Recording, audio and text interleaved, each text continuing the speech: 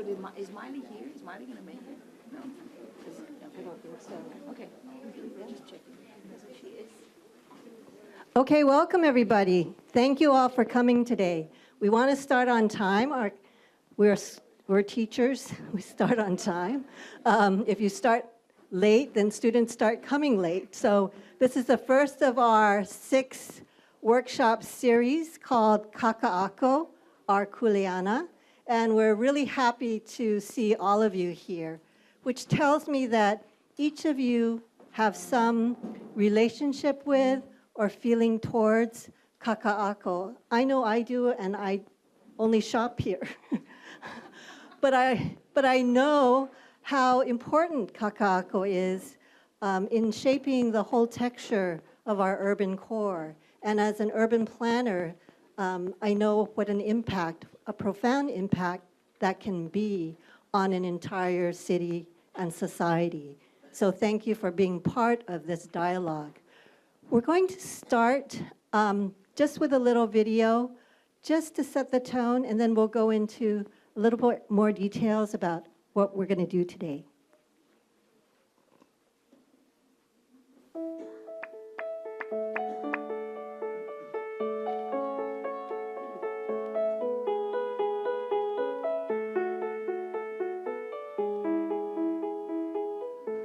What I like about a Kakaako is there's a nice mixture of businesses, but also residential, the beaches around the corner, and it just feels more Hawaii to me to be in this place. I moved here 4 years ago, so I'm a resident of Kakaako. So it's very dear to my heart, of course. Anybody's home is. What does Kakaako mean to me? I guess like for Kakaako, the first thing I think of is the kiwalos. When I was growing up, that's where I learned to surf over there. And then later on, my mother opened Fish Cake Furniture Store. So I spent a lot of time helping her kind of move furniture around doing that. And then maybe 3 years after she started, then we started the Box Jelly next door, which is Hawaii's first co-working space. We've been doing that for almost 5 years now.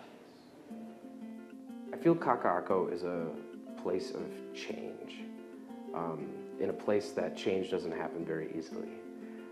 So if there's one place that's changing more than most any other place in Hawaii, I would say that it's Kakaako. And so for me, I feel like this is the place where change happens, or change will happen, or change is happening. And that's why it's fascinating to me too, because it's to see how change unfolds here can impact how change unfolds in other places in the state. I'm a business owner. I'm a barista. I am a fisherman. I am a Pilates instructor. I'm a salesman. I'm a nonprofit executive director. I am a fisherman and a small business owner. I am a surfer.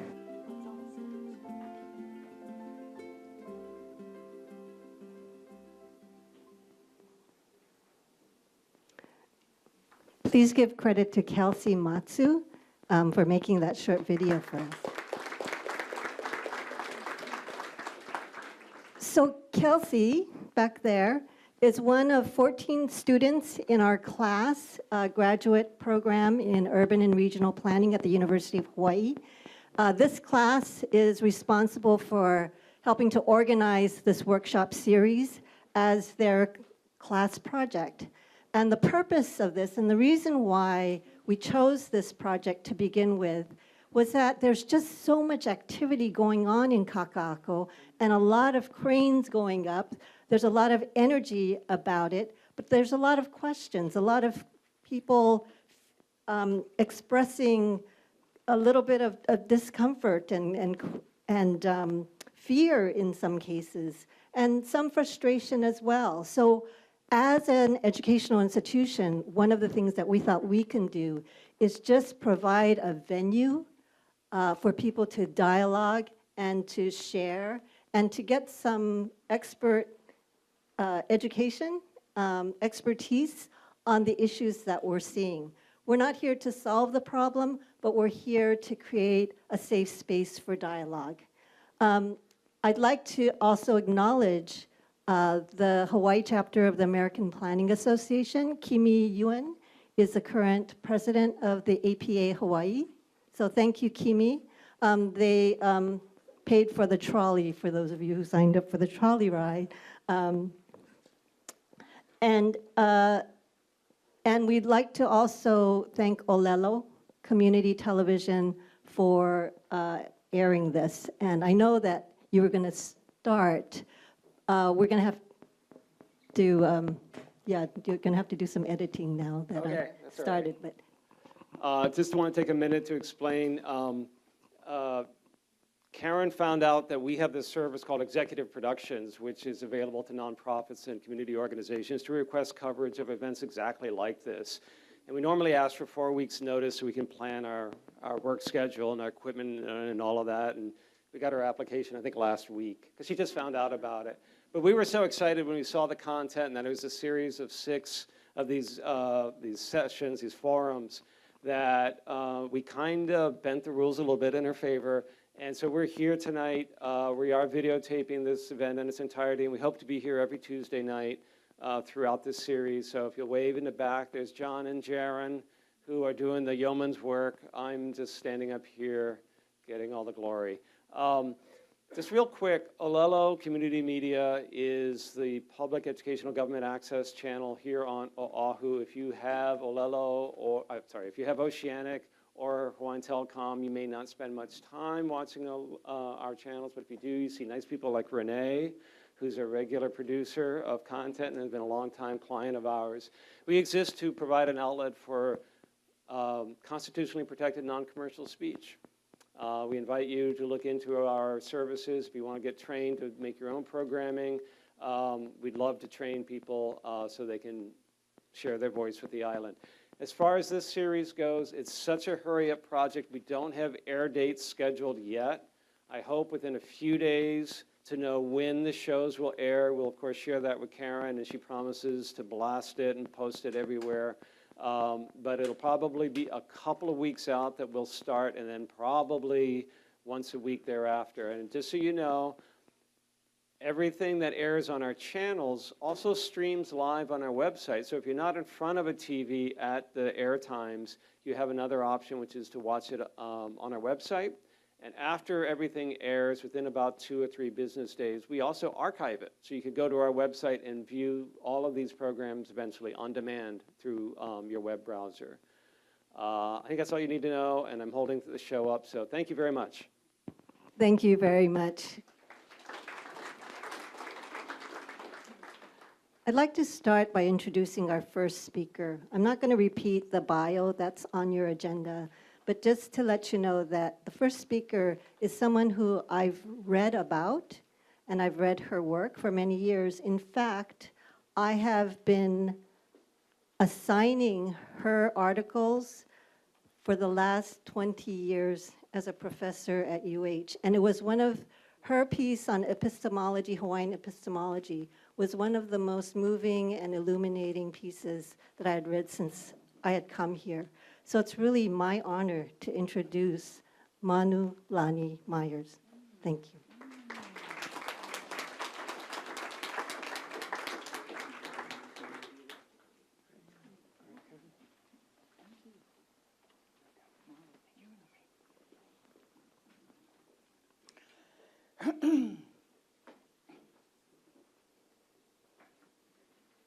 E hua no luna e pia no lalo e hui ana nā moku e ku ana ka paia. E hua no luna e pia no lalo e hui ana nā moku e ku ana ka paia. E hua no luna e pia no lalo e hui ana nā moku e ku ana ka paia. I mua ka la hui o Hawaii nui a kea. Answer your phone. Aloha mai ka koa pau. Karen, mahalo nui for that. Just to let you know, everybody, my sister Miley would have been here tonight. But she called me, was it yesterday or today? And said, Manu, I'm stuck in California. Can you talk on Kuleana? Yes.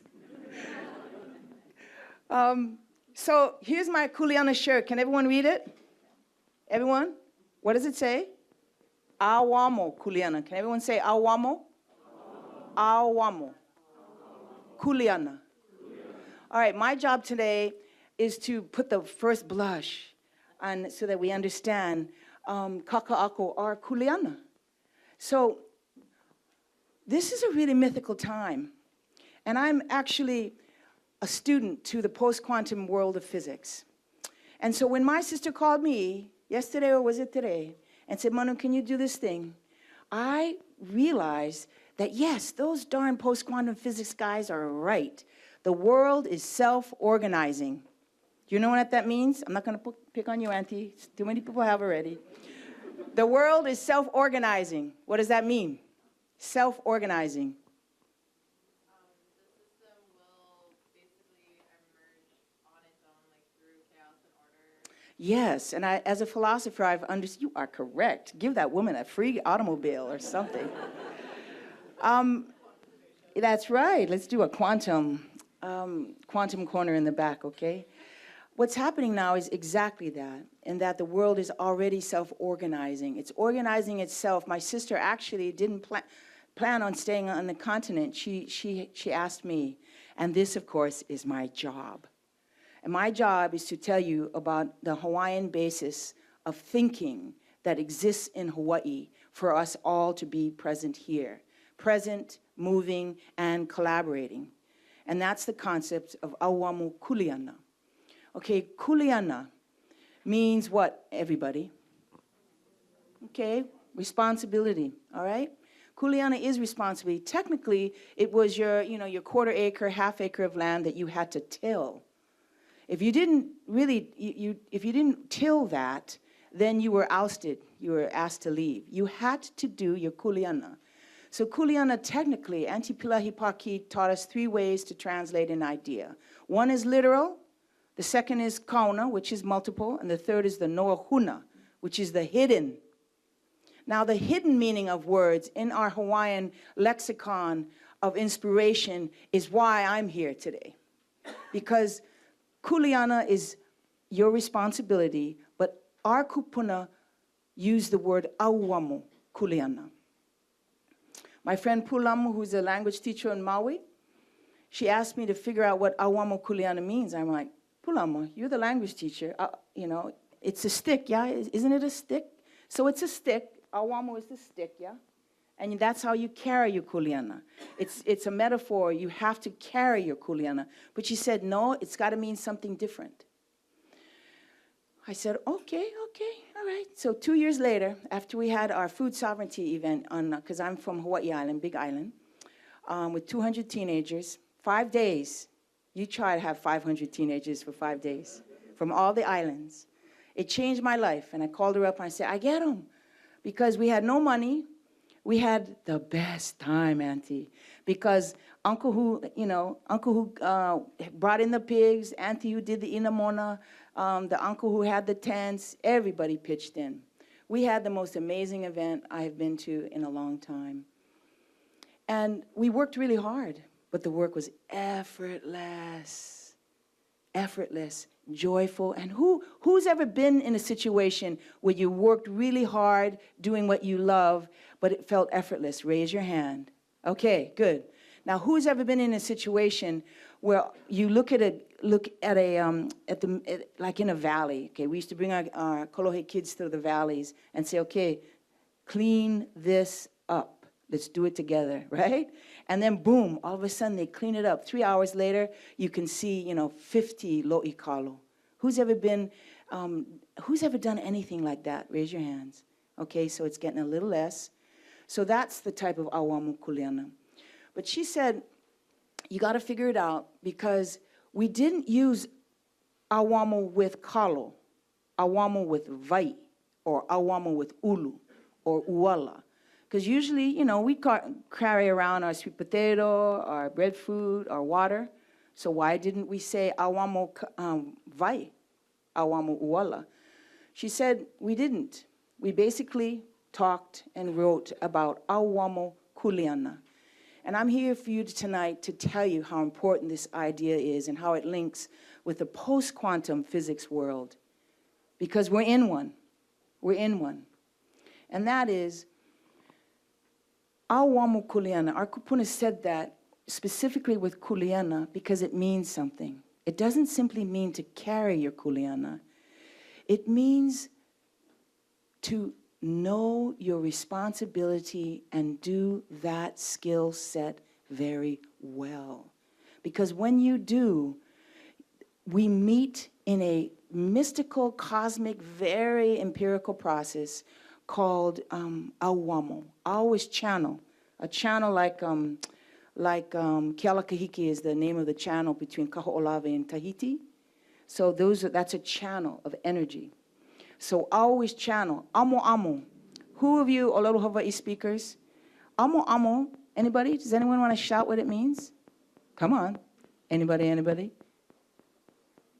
Well, it means winking vagina. Okay. Now, what I want you to do right now, because how is a channel of winking vaginas have anything to do with Kakaako Our Kuleana? Okay? What I'm going to do right now is ask you to talk to your partner, and I want it to explode with discussion. Because awamo kuleana, we didn't say it with water, we didn't say it with kalo, we said awamo with responsibility. What does that mean? I'll tell you what it means, but I know some of you can figure it out. The channel of orgasmic potential. Turn to your partner and talk about what on earth does that mean for kuleana. Go. Talk to your partner. Please talk to your partner. Talk to each other. Talk to each other. Talk to each other. Talk to each other. What does it mean?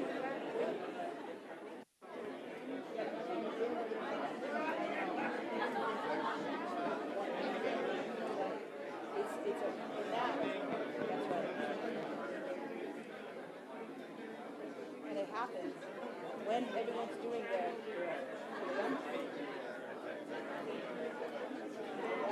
conflict is the midwife of consciousness. We should be conscious by now.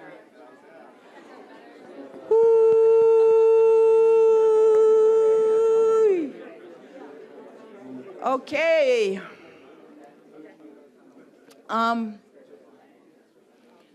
When the vagina winks, there's an orgasm coming. All right? So that idea is absolutely something that we are very comfortable to talk about as Hawaiians. So why would our kupuna put that very sexy idea next to kuleana? It's a really important idea. Because what happens with indigenous thinking, people think indigenous is about race. It isn't. Don't make it one. Indigeneity is about ideas that have endured for a reason. Specificity leads to universality, not the other way around. So this is what we're doing tonight. We're actually beginning to extend the brilliance of our own passion and our own skill set. This is a very impressive room. My sister Mari said it'll be just a little group of people, you know. Good thing I'm used to, this kind of group, because this is exciting. This is the awamo kuleana part. Awamo kuleana means collective transformation through individual excellence. Because when you're doing your excellence and your kuleana, which is your i'ini, your turning on point, and you meet with mine, it's a mystical, explosive, amazing process. The scientists are calling it complementarity. It's a really cool idea. The survival of the fittest is, in our generation, that theory is going to be gone. It's called complementarity. It's a beautiful idea that we must complement each other. We must work at getting along better. Don't step on my field of philosophy. If you do, you better know your stuff, because I'm going to go, Auntie, what do you mean by that? You know what I mean? So stay in your kuleana, stay in your kuleana, stay in your kuleana, stay in your kuleana, and then we'll get through this. Because it is only the quality of our interactions and the quality of our relationships that create that mystical, explosive union that will procreate our inevitable evolution. Inevitable. Because the world is self-organizing. Chung, chung, chung, chung, chung, chung. The Buddhists call it paticca samuppada. and that's mutual causality, dependent co-arising. We are dependent on each other. We are. And now it's time to evolve. I'm a Keiki Aina from Mo'okapu and Kailua, and I've not really been here for 30 years, and I gotta tell you, a lot's happening here in Kakaako. There's a sense of kuleana. And this is my kuleana. This is what I do in front of audiences of thousands. And I love, thanks for that memory, George. I love that because it's time to stand in your kuleana. But do you know what it is? Do you know what it is? Do you know who you are? So I want you to talk to another person and introduce yourselp. Pehe oi, how are you? And here's my kuleana.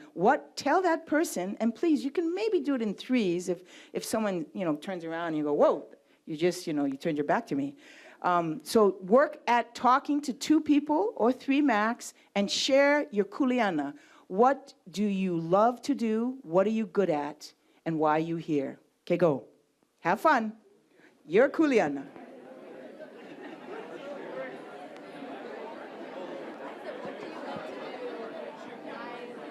Don't worry, just talk. That's a PhD student.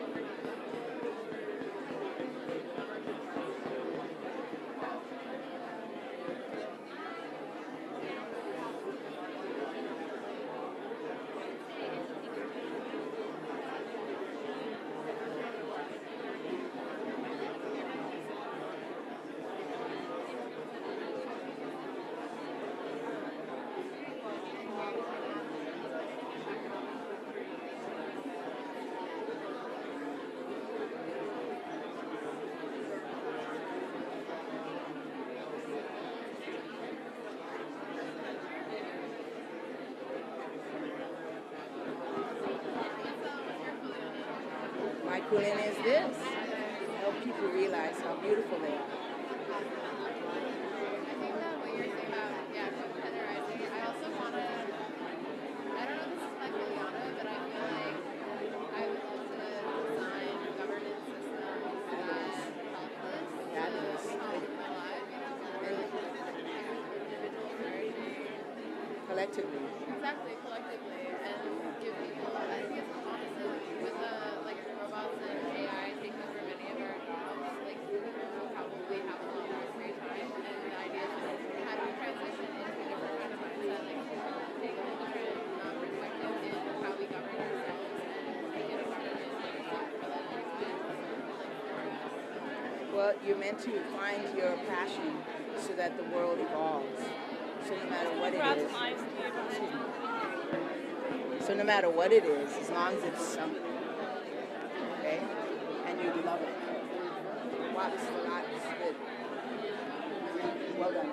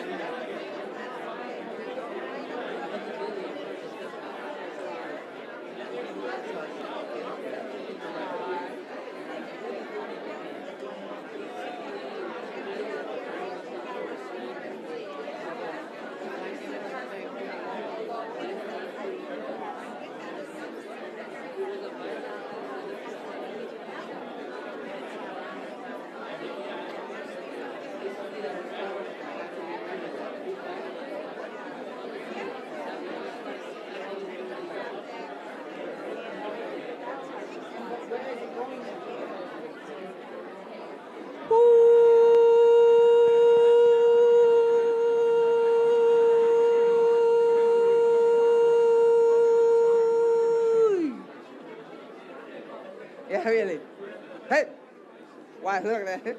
Yeah. Yeah, Hawaiian style, whoo, I'm coming. Yeah, we never knocked. It was always too late. You guys, now thank you, partners. Thank you, partners. Go. Thank you, partners. Thank you, partners. Thank you, partners. Okay, now thank them again meaningfully. Go. Come on, you think I'm kidding? I'm not a coach for nothing. Thank them again meaningfully. No hugs, no kisses. What?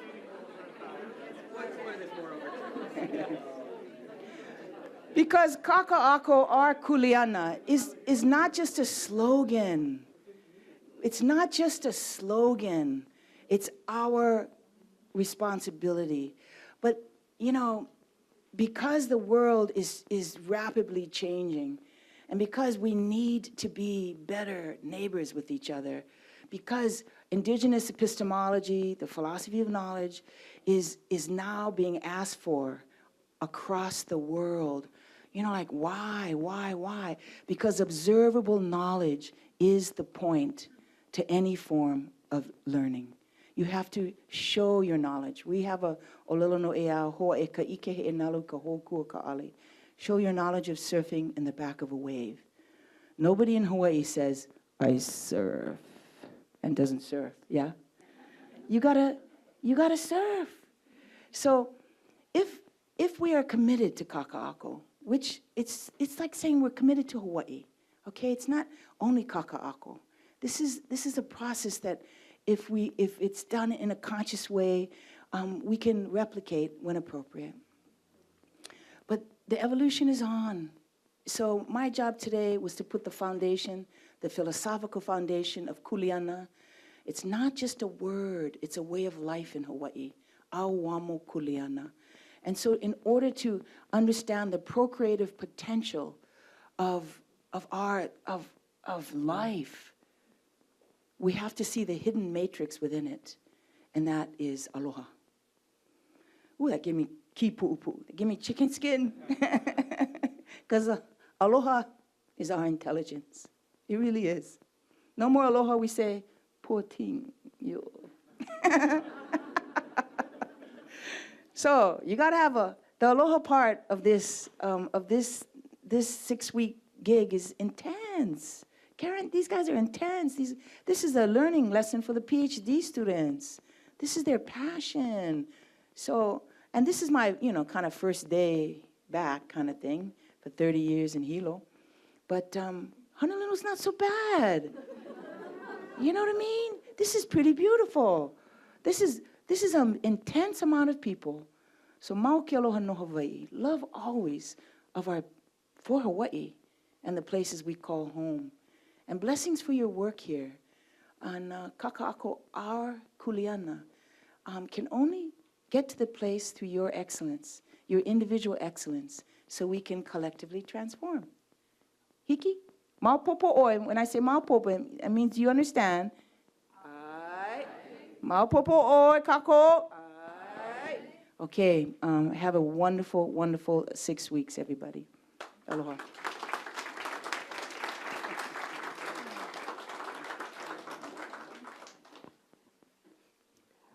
I don't know how many of you who are getting older start seeing more kind of coincidences happen.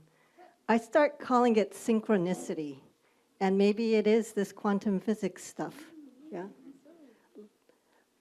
Thank you for setting the tone and foundation for the 6 weeks together. One of the things that we always begin with as we move forward is to understand what's just happened before us. We started gathering all of the plans and studies for Kakaako, about Kakaako, as part of this class, and we're immediately overwhelmed. So when I feel overwhelmed, I just asked my co-instructor, Annie Ko, saying, can you make sense of all these plans for us? And so, for the past 6 or 7 weeks, she's been culling through all of the plans, and she's going to kind of present some of her observations of what's remained the same throughout the 35 years of planning in Kakaako and what things have changed.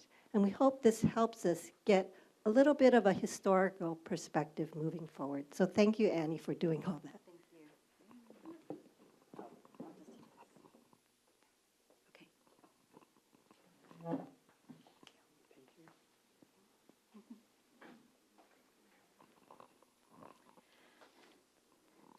So I have to confess that I have a history nerd heart, so this was actually no hardship to do this.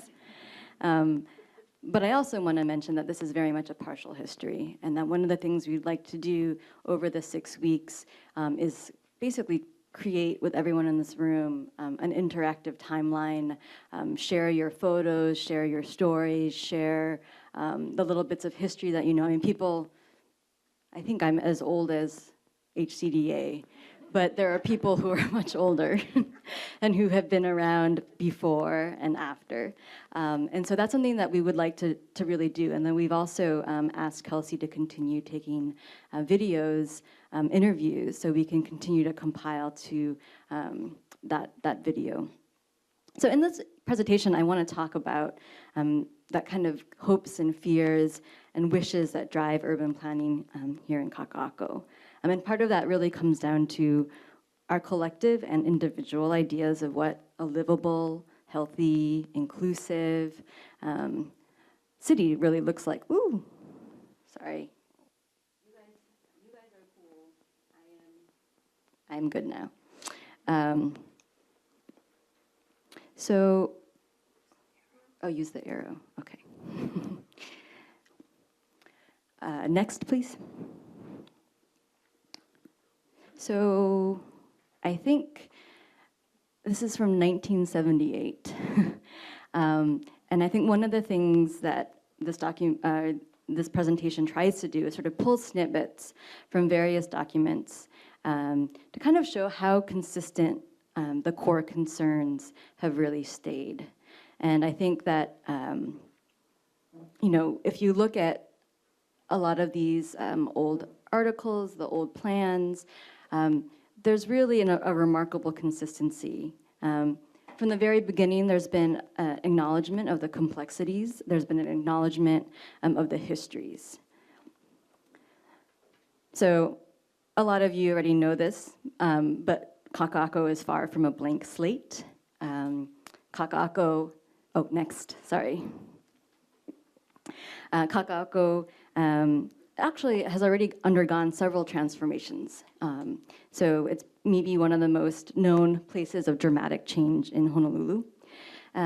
It's already transformed once from a tidal wetlands where people made their livings off the resources of the ocean into one of the first urban neighborhoods of Honolulu with the ironworks and other early industry within walking distance. And then in the beginning of the 20th century, so that was the beginning of the 20th century.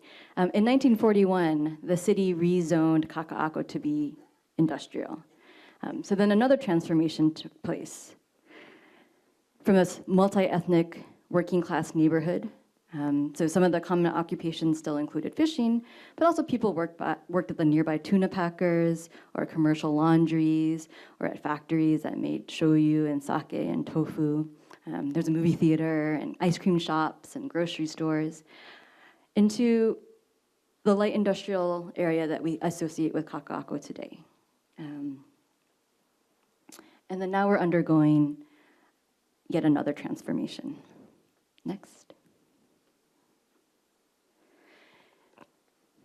So even before the state legislature created the Hawaii Community Development Authority in 1976 and designated Kakaako a community development district, a lot of people have been thinking about Kakaako.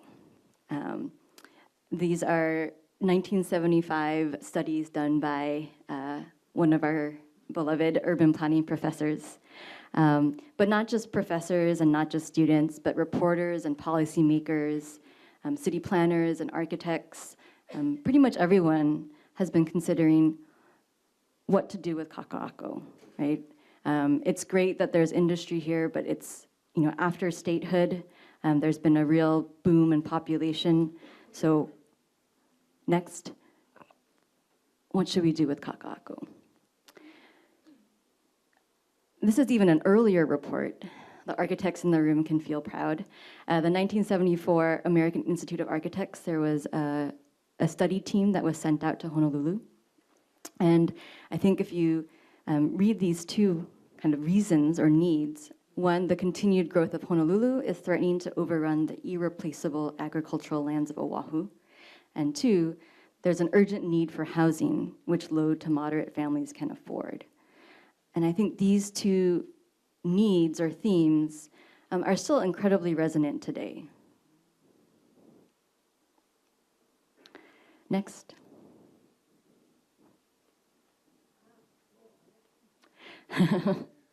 So this chart is from a set of 1980, so circa 1980, HCDA plans that actually just showed other plans that predated the 1980 plans. So it's HCDA studies, there's public policy and legislation, there's planning studies and recommendations. Next. And it details the different areas in which these studies and policies have been made.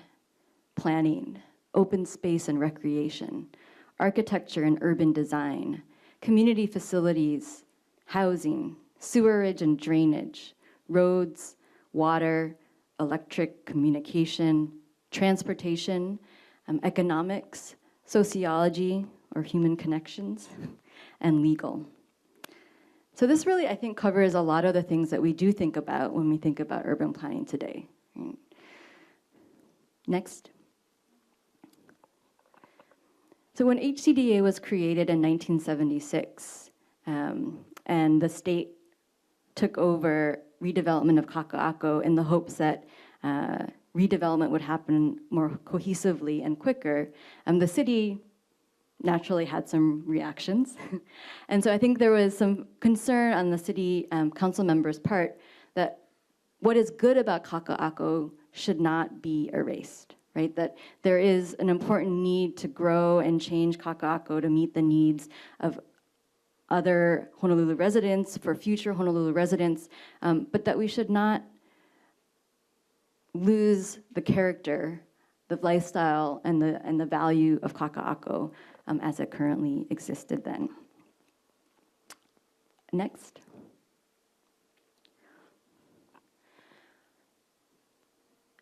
So I'll show examples of this, but I think some of the common threads that you can see through just the 4 decades of plans include the need to avoid sprawl, the importance of increasing housing, especially affordable housing, the importance of retaining small businesses, and minimizing displacement and redevelopment, the need to improve infrastructure, and the importance of protecting and improving open space.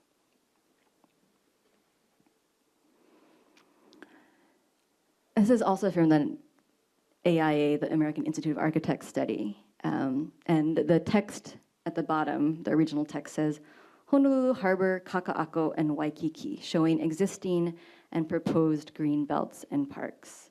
And one of their key recommendations was to increase the green space and open space in Kakaako for the use of residents and Honolulu as a whole.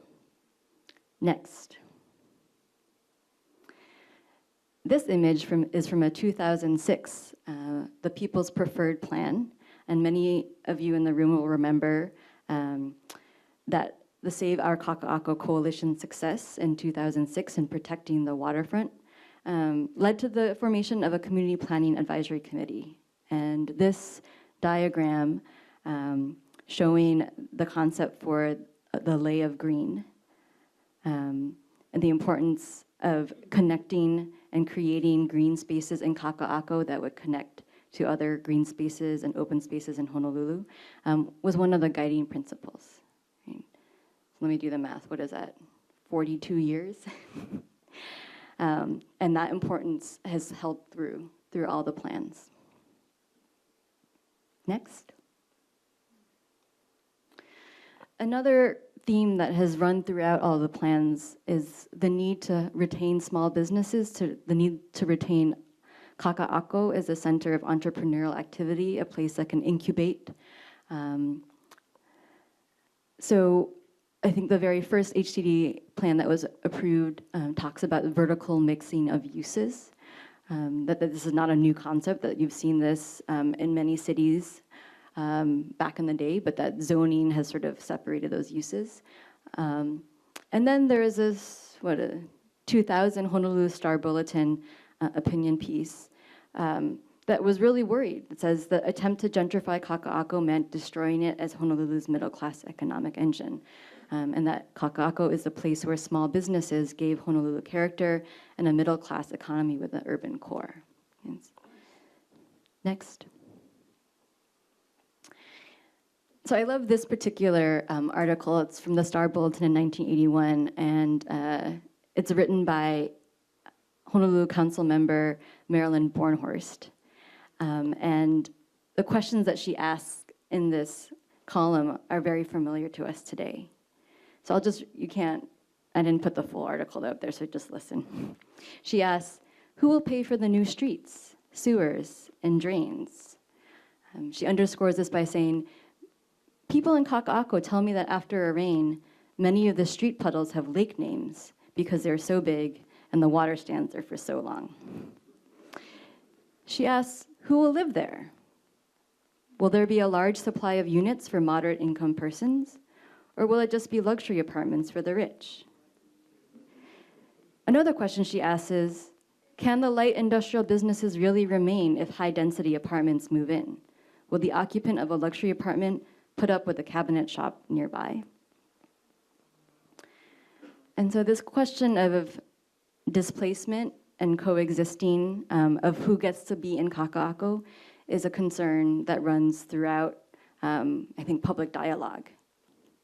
So you can see next. In 1990, this is a cover story from The Weekly, and the title is Kakaako, Urban Renewal or Kama'aina Removal. Right? Next. This is 5 years later. Pritchett, who is a great editorial cartoonist, this is called Before and After Improvements in Kakaako. So the fear at the top says mom and pops, shows all these small businesses. That's before improvements and after improvements, available for lease and empty for rent. Next. So that's just a sampling to kind of, I guess, give you some evidence of how these planning concerns have really remained really consistent, right, in terms of what the actual plans themselves were attempting to achieve, in terms of what the public and the media were discussing. And I think this is where I kind of want to talk about a little bit of a shift, because even though those issues, those concerns, the underlying values, right, why do we want affordable housing? Why do we want to retain small businesses? Why do we want open space and parks and an accessible shoreline? You know, the values that undergird those ideals and those goals have remained the same. But proposed solutions will change over time. And I think, you know, urban planners will admit that we've made giant mistakes, right? So what was urban planning dogma, you know, this is the best practice in 1960 is now considered the worst idea in the world. There's not such dramatic changes in the plans for Kakaako, but there are definitely some differences, right? And then these proposed solutions, you know, densification in order to achieve housing, as well as kind of limit sprawl, and the importance of mixed-use zoning, and the different kinds of tools, incentives, strategies to create the different parks, infrastructure, and other things that we need to fund are part of what the plans try to detail. And then here you begin to see some changes. Next. So one of the most dramatic changes is the idea of what is good high density. Architects again. So this is housing should be of the kind that is called low-rise high density, a maximum of 4 stories in height rather than elevator high-rise buildings. Low-rise is much more likely to provide family housing, right?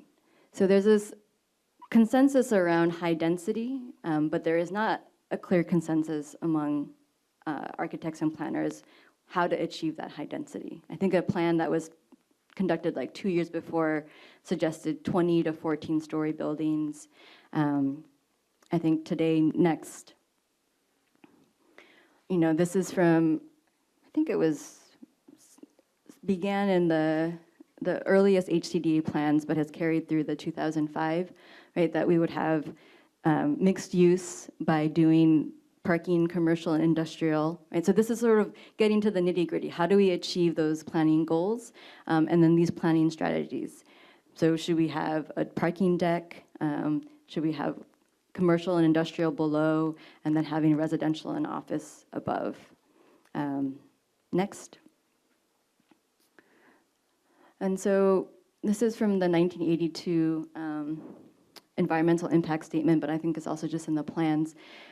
Kakaako's future urban form. And I don't know if you can see sort of in the middle, there's a pedestrian walkway above. I think some planners and architects, I believe Tony Ching said this was the Blade Runner vision, where we don't actually touch the ground, we just zoom around on pedestrian walkways above the earth. But I also want to draw attention to the fact that there is a bike, right? So actually quite consistently throughout the decades, pedestrian use and making Kakaako bike friendly has been an ongoing recommendation. Next.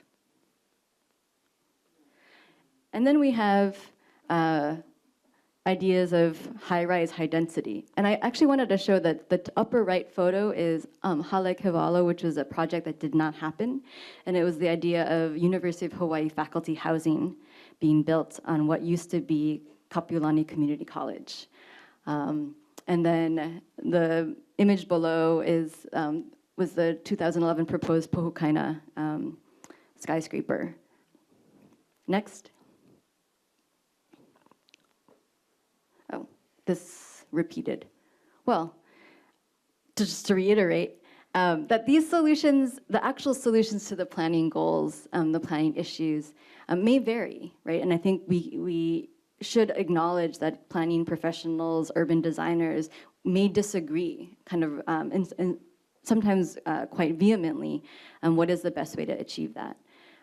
But the goals themselves, the desires, the values, are enduring. Next. So one of the things that we should also acknowledge is that why haven't we achieved all these great things? And I think, why don't we have the Kakaako of our dreams? And this is just to acknowledge that in part solutions are elusive because conditions change, right? We might have a great plan and then the 2008 mortgage crisis comes in and there's no funding available. We also are affected in what we want by outside factors. So, the energy crises of the 1970s pushed the idea of energy efficiency, so you'll see those in the plans. Now, the rise of the seas and climate change, you'll see reflections of those concerns in current plans. There's the onset of sort of more global real estate speculation, right? So how does that raise prices for housing basically across the globe, as well as new technologies and changing demographics. So I think this is just to acknowledge that even though planning is intensely local, right, that we're talking about one neighborhood here, that the contexts and are actually completely global. Next. We're near the end. And I think this is where we sort of circle back to what Manu was talking about, to the ideas and the visions and the goals that you can see throughout the histories of, the 40, 50 plus years of Kakaako plans and debate, is what do we really want? At its heart, planning is about deciding what matters to us collectively. But I should also point out the fact that, caution us that people are not the same, right? So what is livable for one person? What is a must? I must have this for a livable city might be a must avoid for somebody else. And I think my sheepish confession here is that if you had asked me in my 20s, I would have said livability depends on having a bar on my block. And if you ask me now, the idea of living in a lively nightlife neighborhood sounds terrible. Next. So coming back to this, Hawaii Community Development Authority, the enabling legislation says that this is intended to meet the highest needs and aspirations of Hawaii's people. And actually, even before HCD's creation, then City Planning Director Robert Way said, with regards to Kakaako, our responsibility is to protect the public interest. So I think what we wanted to do next in this time right now is to actually work together in small groups to think about kind of what those needs and aspirations are. What does livability mean for us? And it's okay if there's no consensus, we don't expect that. And we have several, or more than several, I think 12 University of Hawaii graduate students who will be coming around with these sheets with that diagram, and then we'll be handing out Post-its. So we're going to have a facilitated discussion around this, and then we'll come back, and then we'll have George Atta speak. So quick instructions. All of you should have received a little Post-it, little pad. If not, raise your hands, and our students will come around and give you some Post-it notes. One idea, the rule is one idea per Post-it. Okay, so you should have maybe 5 in your little stack. And like I said, we'll go around and make sure everybody has a stack. If you could write what 5 things you would like to see or you define as making a healthy, livable Kakaako, what would those 5 things be? 5 Post-its, 5 items. What would the 5 things, right? If you think about, boy, if I retire and move to Kakaako, I live in Kakaako, and I want to be part of this kind of effort of community building, what would the 5 things be that you would like to see in Kakaako as a livable, healthy neighborhood? Once you do that, please go to your nearest graduate student and post your Post-its on the sheet.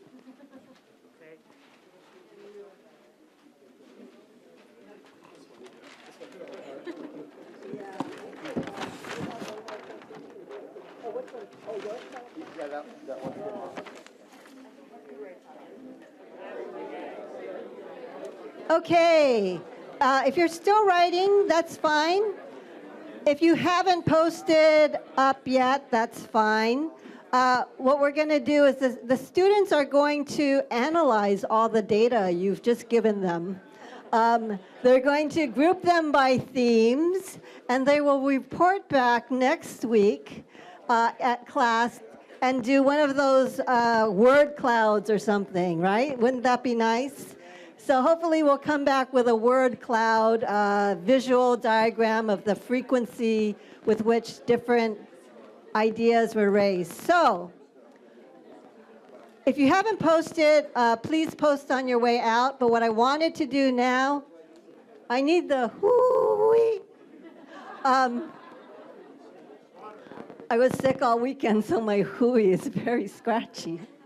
But let's just go around real quick and just hear maybe five Post-its each of what sample of what people wrote. So David, this is David Alefayo. Alefayo, yep. All right. Okay, guys. Clean playgrounds, affordable urban housing, walkability, no buildings in Skyline Mackay, Greenbelt, and great public schools. I got a lot more here. Great. And Jeffrey? Let's move back a little bit. We hear static. Walkability is one of them. Improved drainage.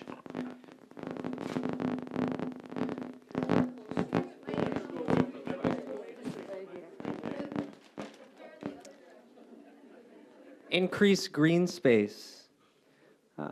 A market. Access to stores. Hi, we have healthcare facilities, and we have plenty of open green space, welcoming pedestrian environment, views, stores with health, food and supplies, safe public spaces. Yeah. Thank you. Sylvia? Okay, we have enough people to sustain diverse retail and restaurant offerings.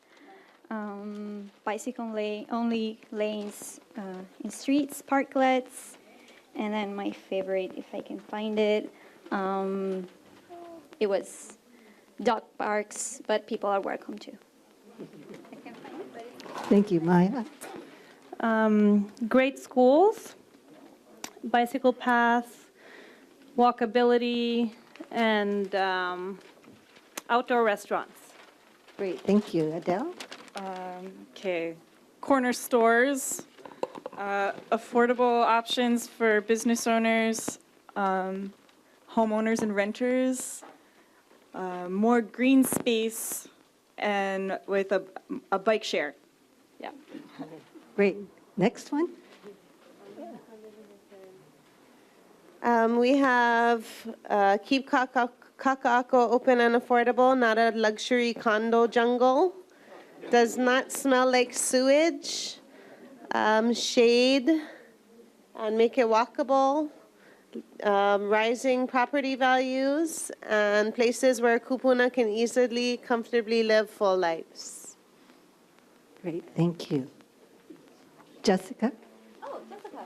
Okay, so we have music and dance. Small businesses are available, parking available, walkability to schools for kids, and let's see, I'll lift it up a little higher. Continuous connected bike lanes. So many more trees, lots of schools, sufficient parking, green areas, parks, and lots of green space and event space. Thank you. Kylie? Water and sewage maintained, green spaces, sufficient parking, affordable housing, and more jobs for the local people. Thank you. Tamara? Parks and green space, stop building stuff, more parks, bike lanes, affordable housing, housing for middle class and below, impact fees from business and residents for park upkeep and infrastructure. We have some very specific suggestions. Thank you. Kelsey? All right. Quiet nights, community gardens, public arts, great architecture, low crime. Okay. These are wonderful ideas, and some of which can be done easily and some which are more challenging. But one of the things that I, being in the planning profession for over 20 years, knows that it really takes the people, right? The people make the place, ultimately. But without the role of government in setting some frameworks, good segue, yeah? Which brings us to our third speaker, who is George Atta. He has experience in both the private and public sector because he was a principal at Group 70, a major planning firm in Hawaii, as well as the director of planning and permitting now at the City and County of Honolulu. but he is the city planning representative to the board of the Hawaii Community Development Authority. So wearing many hats, he's going to help us make sense of it all. Thank you. Thank you, Karen. Okay. Actually, I think, I want to express appreciation to Manu for the framework that she set up. And the little event that she was referring to was she gave a keynote speech in Hamilton, New Zealand, several years ago as part of a WIPSI, World Indigenous Peoples Conference on Education. And it was a wonderful, typical Manu kind of highly philosophical keynote speech in front of, I don't know how many, I think there was about 4,000 people at WIPSI. So, but in a Maori context, it was a wonderful event. And so I think she did a similar great job in setting a framework with a local Hawaiian context and things. So with that, I just have a few slides. And in terms of, before we talk about government regulations, I want to kind of put Kakaako back in context. One thing is, while Karen is correct that people make a place, at the same time, I think indigenous people know very well that the place make people. The aina is important. The geography, the natural context is very important, and it molds the people as well as the people mold in the place. So that interrelationship is very important. And so what you see, is that much of Kakaako, if you look at it in the early 19th century and you look at the geology pre-contact, it was a lot of salt ponds and wetlands and marshlands, coastal. And the shoreline itself was not where it is today because much of the coastal shoreline areas are fill land. Again, so again, man altering nature, and then but nature sort of setting the context. And so it's important to remember that relationship. And of course, Kakaako as a land between at the edge of the sea. The sea is part of that aina that frames the context of what happens in Kakaako and the kinds of activities and resources that are supported and needed. Okay, and the other thing to remember is, as I think Annie kind of alluded to it, but went through quickly, that Kakaako has actually gone through many changes already. So the place evolves. So when you talk about context, you're talking in a time framework. Places change, places evolve. And how they change and how they evolve is partly due to, as it was mentioned, global economics, as well as the efforts of the local people. And so if you look at the earlier history of Kakaako, it was a fishing village at one time. And then in the early 20th century, it was a very local community. And you can't really see it, but what this thing is it's actually an old street map of Kakaako. And if you could see the details on it, it was a very vibrant, mixed ethnic combination of housing and businesses mixed together. This is Kakaako evolving before Euclidean zoning was formalized in the United States. See, as somebody had mentioned, that in the zoning framework separates uses, tries to put one kind of use in one place and different kinds of uses in another place. And the idea behind Euclidean zoning is to avoid nuisances because some uses are not compatible with other uses. And so the fundamentals of Euclidean zoning are that certain uses are compatible and others are not. And so you separate the compatible and incompatible uses and you create these zones. But Kakaako evolved, the early Kakaako developed without that kind of framework. And so you'll see things like industrial uses like it was mentioned, the Honolulu Iron Works. When I was a kid growing up in the 50s and 60s, Honolulu Iron Works building was still there. It was one of the big prominent structures in Kakaako. And the tuna packers were there. There's a vibrant tuna industry in Kewala Basin. And there was a big ice house next to the tuna packers.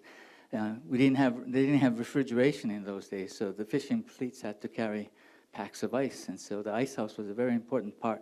All of that reflects the economy of the time and the mixed uses. I mean, other things that, and I don't know, I think many in this room know Gabby Pahinui, but he used to work at the phone company, and he used to hang out in Kakaako after work and jam with his friends in some of the shops and cafes there before he became famous.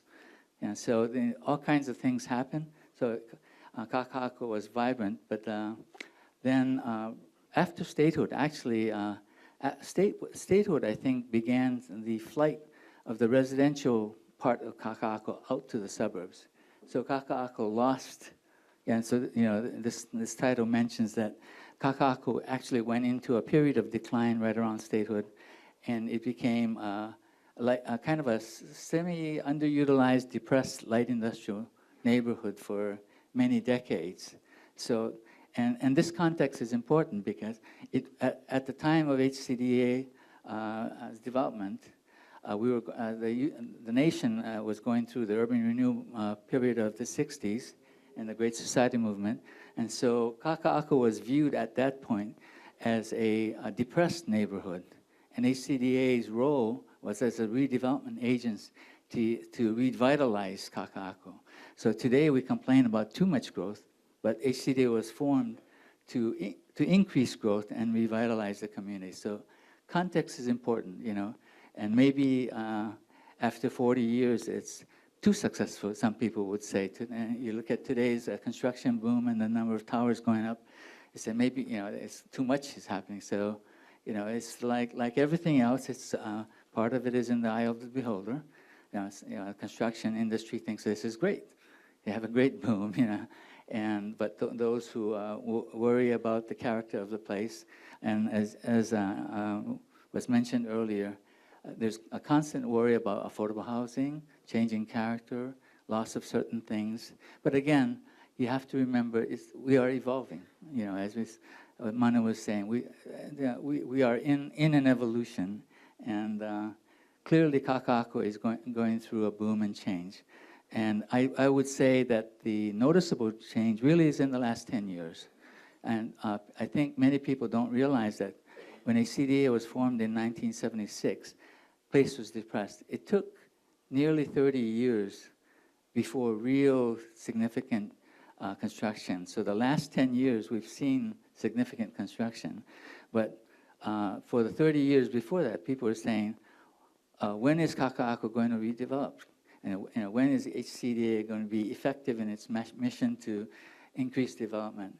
And now that we have so many cranes, they said, people are saying, slow down, stop, kind of, rethink. And so we go through these cycles. And the other context I want to present about HCDA, since I think according to the agenda, this is a regulatory thing and a comparison of HCDA and the city, is that, the context of HCDA forming, it was not just the urban, the depressed area of Kakaako, because in the 1960s and 70s, there were many depressed areas. And, but there's a political context to how HCDA was formed. Those of you who were there in the 60s and in the 70s will remember that there was a great rivalry between Frank Fosse and George Ariyoshi. And HCDA is partly a result of that political rivalry between those two very important people in Hawaii's political history. And the state legislature created HCDA in '76, and as that rivalry between Frank Fosse and George Ariyoshi created other things, including legislation like the resign to run law, because Frank, as mayor of the city, was always running against George, who was governor of the place, and then they passed a law so that he would have to resign in order to run. And in the early 80s, he actually did that, and then he lost, and then so he was out of office for a while. But this rivalry has created set a lot of political climate at the time when HCDA was formed. And part of the rivalry was that the state, as a way of telling Frank, who was mayor, that you're not doing a good job at these depressed areas, so the state's going to take over and do a better job than you. It's kind of a one-upmanship, kind of, in a way. So there's that political context about in the formation of HCDA. So, and remember, it is a redevelopment agency, and that's important in the governance comparison. HCDA was founded as a redevelopment agency, and if you're going to compare the regulatory structure between the city and HCDA, the city has many municipal functions it does, and from a land use planning standpoint, we do everything from the general island general plan, development plans, special area plans, zoning, all the way down to building permits. And HCDA does its master plan just for the areas. And the thing to remember is when it was first formed in 1976, the area Makai of Ala Moana was not part of HCDA. That was added to HCDA in the late I think, 1987. And then the Aloha Tower area and Kalailoa and Heia, which are now all parts of HCDA. So it's been evolving in terms of its jurisdiction, at least, and geographical scope. But throughout all of that, it has not developed a permitting function. It has not developed an infrastructure implementation and management. So it has political jurisdiction and zoning jurisdiction over its lands, but it has not developed a permitting agency. So building permits, grading permits, street trenching permits are all still managed by the city. So even within Kakaako. And so, as far as comparing the two agencies, it had a different mission, and it was never really intended as a purely regulatory agency. It was it was supposed to be a redevelopment agency, and it developed its kind of land use implementation process as it evolved. So that while the agency was formed in '76, the first set of rules came in 1982, and the rules over time. But throughout the whole course, they've never taken enforcement jurisdiction. That's how come when we had the current homeless situation, city police went in and did the enforcement. The city Department of Facility Maintenance enforced the street because HCDA does not have the enforcement mechanism in place. It was never intended to be a comprehensive land use regulatory agency. My department, the Department of Planning and Permitting, is the city's permitting and enforcement agency, for land use enforcement. Many people don't realize that it's not just the permitting side. The DPP also does the inspections and also does the enforcement. So when there's issues, I have inspectors that I send to check and do a thing, and then even from a statute standpoint, DPP has authority to issue citations and civil fines. Those are all of those kinds of things are parts of the enforcement side of any kind of regulation. And as far as I know, HCDA does not have both the statutory authority to do that, nor the I guess the agency resources. They don't have a police force. They don't, they have authority, but they don't have a police force. They don't have an inspection team, and so their range of control or management is within a certain band within the overall structure. So it affects what how things are implemented, and so we have a very good working relationship with HCDA.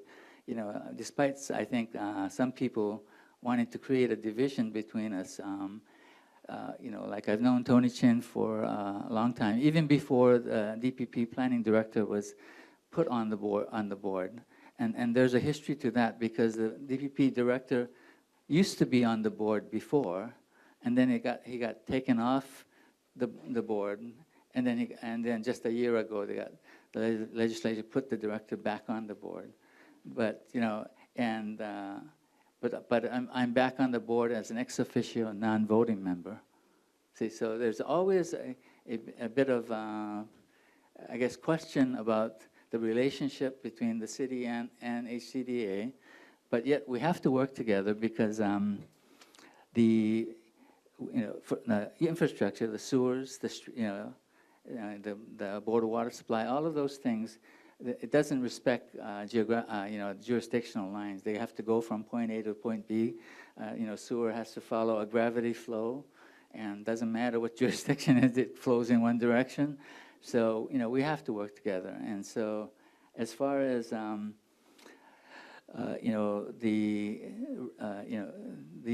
need, and sometimes the mayor gets a little upset when the newspaper is called Kakaako, the third city, because the way in our planning system, we said Honolulu is the primary urban center, Kapolei is the secondary urban center, and but to call Kakaako the third city, he gets upset. Like, it's right in the middle of our city. What do you mean that's the third city? But but that's the media trying to put some kind of descriptor to the whole thing, and that's because Kakaako has its own jurisdictional authority, which so it is separate in a certain way, But but for the benefit of the community, we obviously have to work together. But in terms of working together, there are certain differences. I mentioned that the city's zoning ordinance is Euclidean. Kakaako a few years back adopted form-based codes. So their approach to zoning is different again now. So how do you integrate regulations that are Euclidean on one side of the line and form-based on the other? That's something we're going to have to work out the details.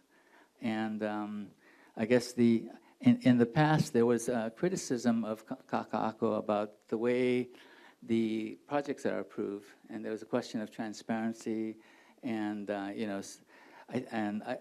don't know if going through the detailed difference. I think Deepak, who's standing in the back of the room, probably can give you a better description of HCDA's process. And I think some of the criticism was overstated as far as the Kakaako process being more fast-tracked and more hidden. They had enough public input and process, but it's the method of decision making, and the fact that decision making is made through less layers. In the city system, we have the neighborhood board system that creates a layer of community input. Then it goes to the planning department, then it goes to a planning commission, then it goes to the city council, and ultimately the mayor. So there's many more layers that land use approvals have to go through, and so the more layers you have, more opportunities for public input. Kakaako is governed by the board, and administratively run by the executive director. So essentially, two layers of authority, right? So as opposed to, and it doesn't have a neighborhood board system attached to it. So that's why I think some feeling was that there was less transparency in the process. I don't think there was less transparency, really, but I think there's less layers to go through, so there's less if you missed it at one level, you still had a chance. In the city system, you have more chances to make your voice heard than in the Kakaako system, but the governance structure is different. So, and again, the Kakaako board is an appointed board, whereas the city council is elected. So at the very top of the governance structure, you have elected officials versus an appointed board. So those differences, I think, give people a different sense about the way HCDA runs and operates. There's some truth to it, but at the end of the day, I think both processes, as long as the citizen engagement is active, I think that there's adequate opportunities in both places for citizen involvement. And I do know that the current board, which was, I guess, essentially a wholesale change from the last board because of legislative changes, is, I think, slightly different than previous boards. And I think some people who have been here, have noticed the differences on the current board, and that's I think it reflects a positive change in terms of how Kakaako is being governed. And with that, I think I'll just stop.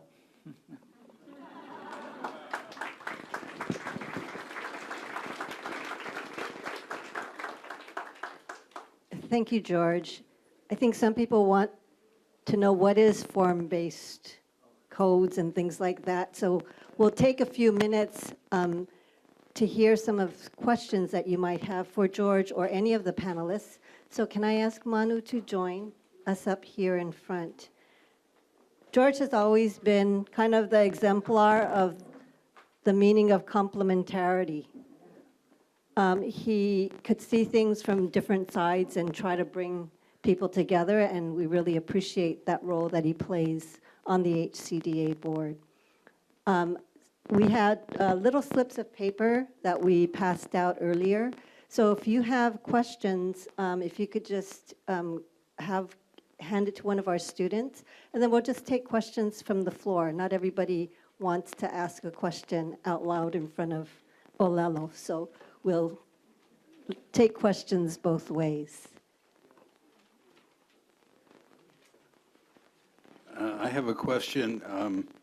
By a show of hands, how many people here tonight actually live in Kakaako? Good question. How many of you live in Kakaako? How about downtown, near Kakaako? Sorry, you're not. Thank you. Can you tell me where we're at with Kakaako Makai as far as development and what's been passed and how we can participate in the decisions that are being made now? And thank you very much. Your talk was very interesting. There's a mic here. Well, I've just been on the board for maybe half a year, and so. But the Kakaako Makai, as you know, much of the lands actually were transferred to OHA, right? So the OHA lands have their own trajectory and issues and conditions. So there haven't been any new buildings on those lands, and I think the John Burns School and Cancer Center, is I guess the only really new stuff that has come up, right? And I think right now, in terms of land development, again, DPAC is there as far as any applications for building permits or project approvals. I'm not aware of anything that's currently before the board, but I know that's constantly changing. There's no buildings that are going to be built on Kakaako Makai? No, there are. The current rules allow some building. I think the legislative restriction was on, I think, was a certain heights and residential uses. I would think DPAC's.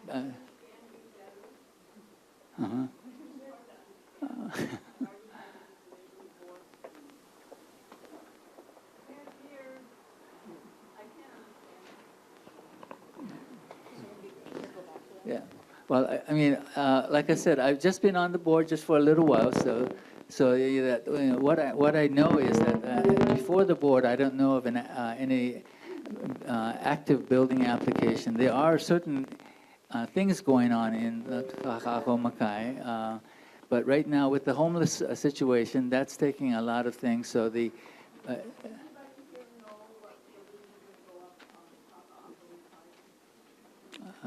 I'm sure the staff, would have a better sense of that than I would right now. Deepak is here, and he's available to answer questions as well.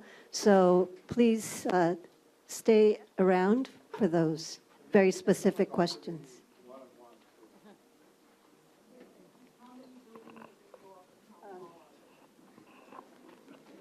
So we have some other questions in the. We'd like to just let other people around the room, is that okay? Ask questions as well. We had a gentleman here with a question.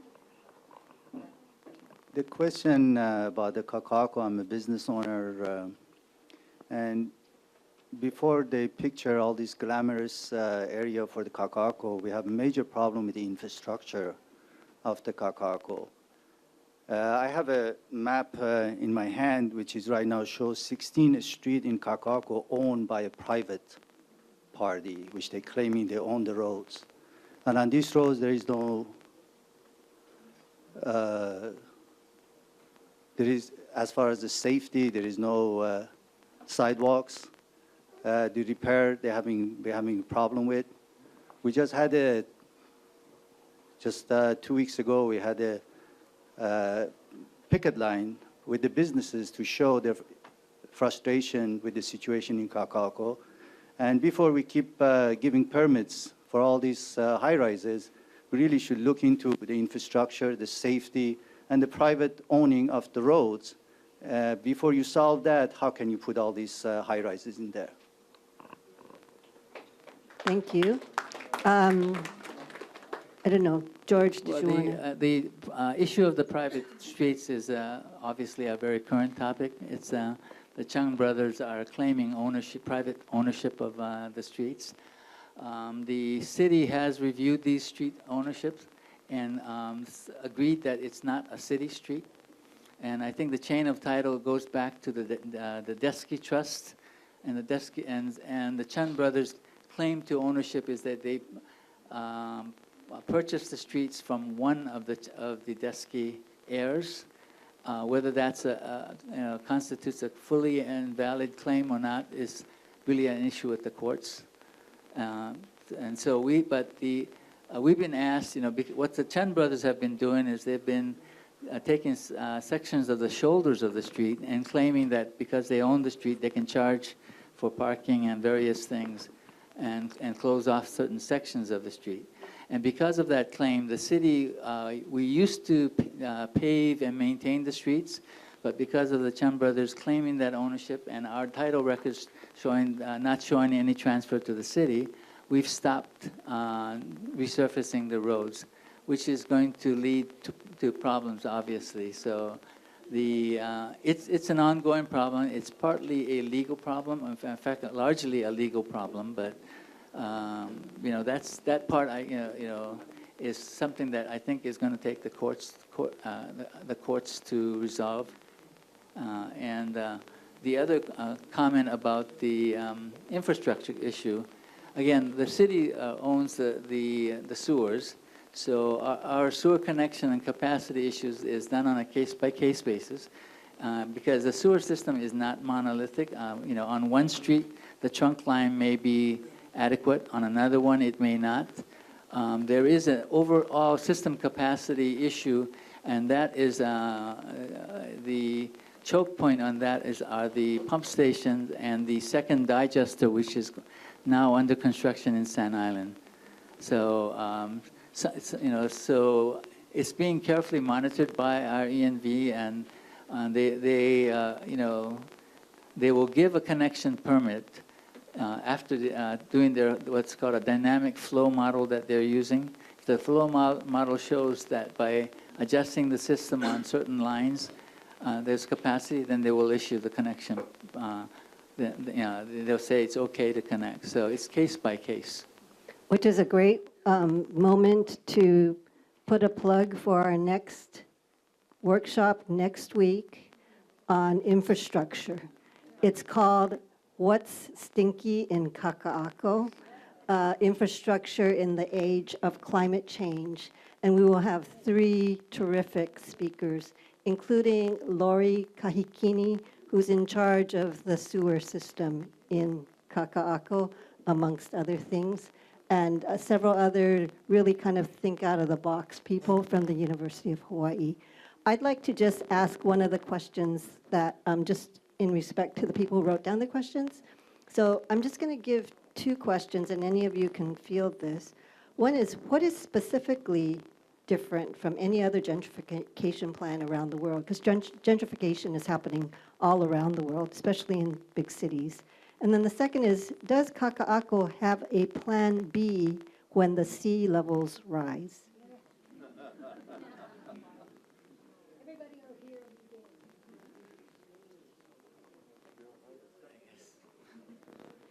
What's different about gentrification in Kakaako?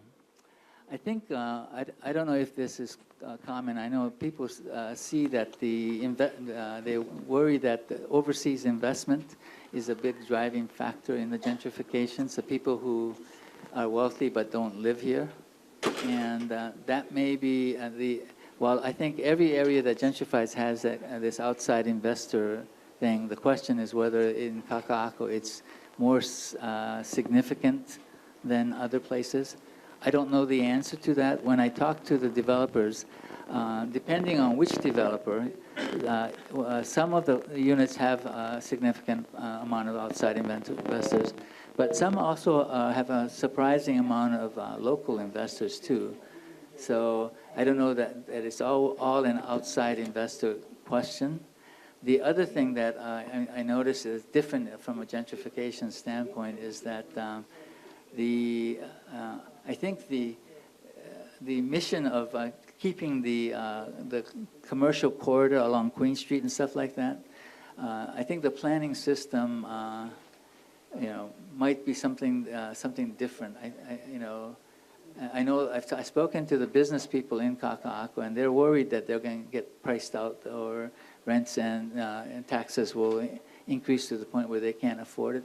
I don't know that we have a solution to that. That's market-driven. Yeah, I don't know. Annie? So just a few kind of comparisons. I believe the Department of Business, Economic Development and Technology, they had a report last year that looked at kind of housing breakdown. And I believe, don't quote me, I'll get back to you next week, that 14% of the housing in, I think it was 2012, was not owner-occupied, or it was vacant. I'm sorry, it was vacant. And out of that, 75% was because it was a vacation home or seasonal use. So that's sort of that was the kind of snapshot from the DBED report. I know that other cities, in some cases, have it even more extreme in terms of people coming to buy investment properties or vacation homes. I believe in Vancouver, there is a neighborhood that is 75% vacant on a regular basis. They did a census day, and only 1 in 4 actually had somebody living in it, whether they were the owner or a renter or not. So that's, I think, a sign that this is sort of an issue that all kind of attractive coastal cities are addressing. I did also want to mention, in terms of gentrification, particular to small businesses, that there are kind of different policies or strategies. So San Francisco is another one of my forever homes. And in South of Market, the district supervisor there has been talking about sort of production, distribution, and repair requirements. So even when you develop a new building or you rehabilitate a building, that you must keep, I want to say 20% of that building devoted still to production, distribution, and repair. So I think there are different models that may not be necessarily market-driven models, but regulatory models or incentives that need to be happening when we're thinking about, we can't just say, oh, we want to keep small businesses around and do nothing to make that happen. Yes, I'd like to ask, I don't know the status of it, but I'm under the impression that there is no real infrastructure plan in Kakaako or green space plan in Kakaako. I mean, there was a elementary school. What was it called? Pohukaina, I think. Anyway, there was an elementary school, and then they have a condo coming up on it, and now the question is, where are they going to put the school? Or how are they going to have a school? So it seems as if there is no really, plan, and it's been around since '76. I was wondering, number one, is there a plan, and also a plan for use of public facilities, and what is it?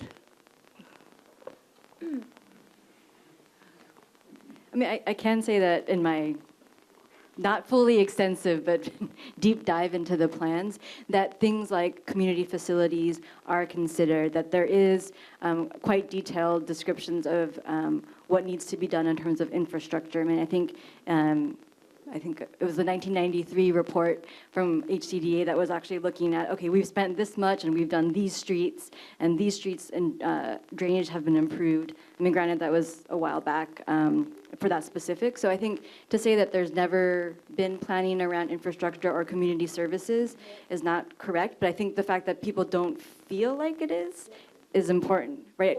For instance, two particular things that have been, for instance, two particular things that came up in the comments a lot: green space, in parks, trees, that kind of stuff, number one. Number two, education. Where is the elementary school going to be?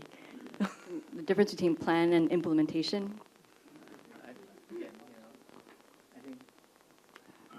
As far as, I mean, I don't know if you have a green space plan for the district as such. I know certain the Kakaako Makai and Ala Moana and the Blaisdell site are viewed as the open spaces that serve the district, right? And so if you're talking about new green spaces, I don't know that we have them. I suspect in a highly dense urban area where you don't have much spaces, that much of the recreation is going to be happening on top of the parking decks or at the podium level of the high-rise condo mixes. I know individual landowners like the Howard Hughes Corporation is creating a new park in the middle of where I think the farmers market area is. So there are private landowners who are putting open space in parts of their master planning. Whether there's a comprehensive plan, I'm not sure. I mean, I haven't been on board long enough to have read, so I can't answer that question. And same with infrastructure. The state legislature actually put several $100 million of infrastructure money over the past decades. And in fact, some of this growth that you're seeing is because HCDA has improved streets and various things over the last couple of decades. And in fact, the boom that I mentioned in the last 10 years is partly a result of infrastructure improvements that have been going on and that HCDA has been responsible for. You have to lay the infrastructure before the growth really is supported. And so the reason Kakaako didn't grow in the early years is that there was less infrastructure. Even though there is some capacity issues now, it was less and worse 30 years ago when this place was a depressed area. I'd like to, we're out of time for question and answer. And I'd just like to make some closing comments because Larry, did you want to ask your last question, or are you okay? What time is it? Sorry. It is 7:48. Okay. Last question, Larry. Yeah, thank you. Open space, parks, schools, public interest. Who's going to benefit from those parks and schools and so forth? The ultra-rich in these condos with their infinity pools on the top? What about the public interest that somebody mentioned? How do we know if what's going on in Kakaako is at all in the public interest? Could I make a comment on that? I think this is, planning in the public interest is a mantra for many of us who chose the profession of planning. Who is supposed to take care of the public interest? It's citizens, planners, a lot of different types of professionals that have been invested with powers to make decisions. I think one of the things that I feel in this room is there is a lot of passion. There's a lot of frustration from some of the past, and there's a lot of anticipation about the future across generations. People who have lived and worked and fought here for over 2 or 3 generations. And one of my students who called me and says, "Hey, Karen, I just bought a place in Kakaako. Was that a mistake?" And wanting to make sure that it's a place that he and his fiancée would like to grow and raise their family. I think that this kind of dialogue is absolutely necessary to, one, pay tribute to the things that people have done in the past, the battles that have been fought, the plans that have been laid, the work that everybody has put into making Kakaako what it is today. But also, we know that there are outstanding concerns, and even developers recognize that there are outstanding concerns. Landowners recognize that there are outstanding concerns. What we hope to do in the next 5 weeks is to devote more time to these concerns. So we have infrastructure next week, housing, affordable housing the following week. We have inclusionary, planning, hearing from a number of voices in Kakaako the following week, and transit-oriented development the week after. And then we're going to end this series with a very special session run by the Islander Institute, and I see some of them here today, Bob Agres and Laurie and others, who will kind of help us talk about what we've learned and what can we do with what we've learned. We're not going to solve these problems in a 2-hour informational session, but what we'd like to do is at least even out kind of the playing field of understanding so that we can engage in conversations in a productive, constructive, and, to use Manu's words, complementary way. When she talked about complementarity, I know that there are lots of people with lots of gifts, lots of expertise across many different fields in this room, and I hope that by ending on time and even a few minutes early, you will be able to get to know other people who share these concerns, who have an expertise, who have a kuleana or carry a kuleana into the future so that it could be a harmonious place. Because we could go 2 ways. We could become very fractured, contentious. Kakaako could be a very divided place. And nobody wants to live in a place like that. I know, I have, and it's very unpleasant, to say the least, if not dangerous. But you're not going to live there. Who knows? My husband would rather live in a condo than take care of the yard. So it's not a closed question. But I want to just close by thanking our speakers today, George, Annie, and Manu, for thanking HCDA and the staff, especially Daniel Simonich and Deepak, for allowing us to use their facilities. And to the students who helped facilitate today and who will continue to facilitate the next 6 weeks, and again to the Hawaii chapter of the American Planning Association. On behalf of the Department of Urban and Regional Planning at the University of Hawaii, we thank you and look forward to seeing you again next week. Thank you.